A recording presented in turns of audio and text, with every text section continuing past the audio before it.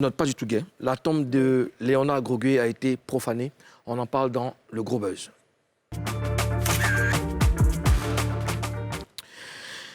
Ah ouais, c'est triste. Le vendredi dernier, la tombe de la légende du cinéma ivoirien, Léonard Grogué, a été profanée au cimetière de Williamsville. Des objets de grande valeur sentimentale, dont la couronne mortuaire offerte par le président de la République et son épouse, et celle offerte par les enfants, ont été emportées. Il faut rappeler que Léonard Grogué est décédé le 4 septembre dernier à l'âge de 82 ans. Le samedi 9 octobre, il avait été inhumé dans l'intimité familiale. Madame la gouverneure, monsieur le Premier ministre, c'est une situation terrible. Ça nous peine tous et il faut qu'on dépaporise. Parce que trop, c'est trop. Ah. Quel commentaire vous faites dessus? Karina? Moi, ça me choque parce qu'on dit dans l'intimité familiale, mais qui a osé? Parce que quand même, le cimetière, il y a des gardiens, non?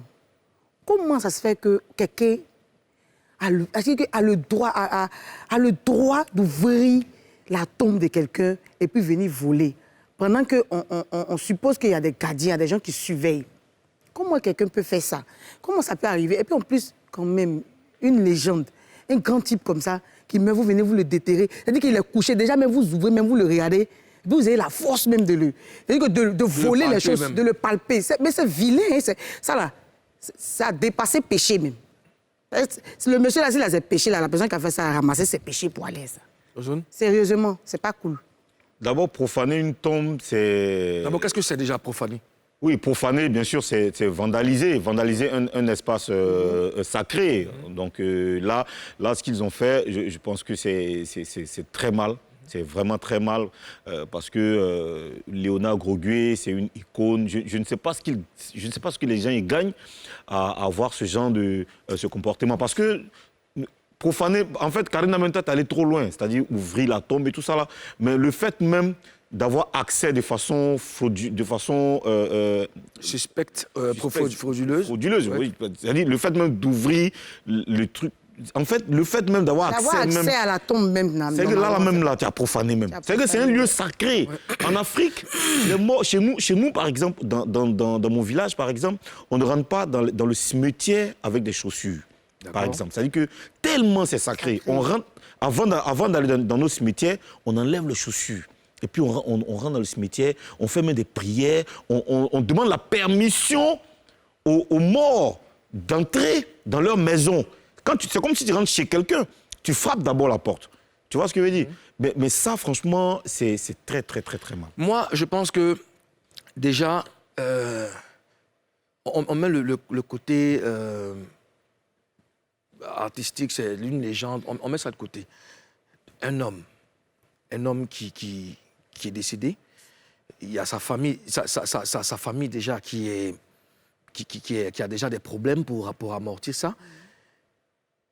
À plus forte raison, une légende, c'est-à-dire que Léonard Grogué, vous vous permettez d'aller voler des objets de valeur sentimentale. C'est-à-dire que même, ils ont tué la personne deux fois. Comment les gens arrivent, c'est la question même que je me pose, comment les gens arrivent à avoir accès aux tombes? Parce que c'est une célébrité.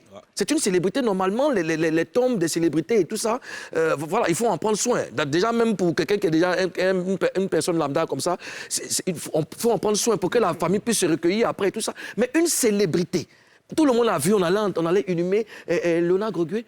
Et après, on voit que sa tombe a été profanée, ils ont volé les objets et tout ça. J'ai remarqué que depuis un moment, les Ivoiriens ont adopté une certaine attitude. Ce n'est pas un Chinois qui parle des Ivoiriens. Moi, je suis moi-même Ivoirien et je l'ai constaté. Et ce n'est pas la première fois que ça existe. On a tous vu qu'ils ont aussi profané la tombe de DJ Arafat. Ils ont aussi profané. Ouais. Comment on arrive à un aussi grand manque de respect? C'est pourquoi, en fait? En fait, je me pose la question.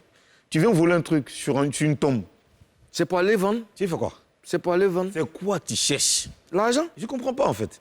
Il donne le droit là même. C'est ça, il cherche. Oui, parce que là, les responsabilités sont partagées. Moi, je me dis, le cimetière, c'est... Il y a une administration. Oui. Il y a une administration. Et tout est... Il y a des règles, tout ça. Il y a une institution qui est mise en place. Oui. Les gardiens ont le droit, ont la responsabilité de veiller, n'est-ce pas, sur les tombes, sur l'espace et tout ça. Bon, ils ont volé, ils ont profané une tombe. Maintenant, c'est qui les responsables?